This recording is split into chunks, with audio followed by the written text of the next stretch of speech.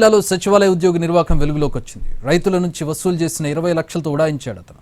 అంకాలమ్మ గూడూరు సచివాలయంలో పనిచేసే village horticulture assistant Malreddy Praveen Kumar Reddy రైతుల డబ్బులతో మాయమయ్యాడు. సబ్సిడీ విత్తనాల ఎరువులు కట్టించుకుని 20 లక్షలతో అదృశ్యమయ్యాడు.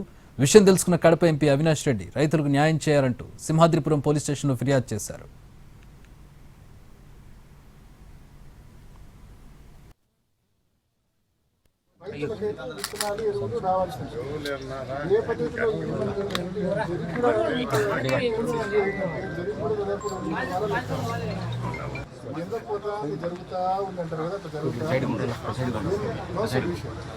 జిల్లాలో సచివాలయ ఉద్యోగ నిర్వాహకం వెలుగులోకి వచ్చింది. రైతుల నుంచి వసూలు చేసిన 20 లక్షలతో ఉడాయించాడు అతను.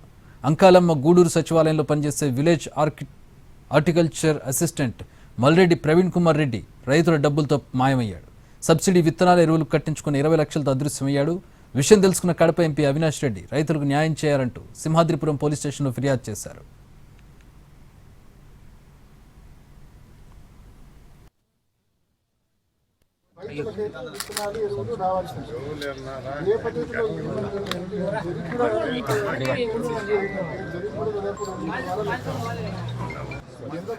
జరుగుతా ఉందంటారు కదా.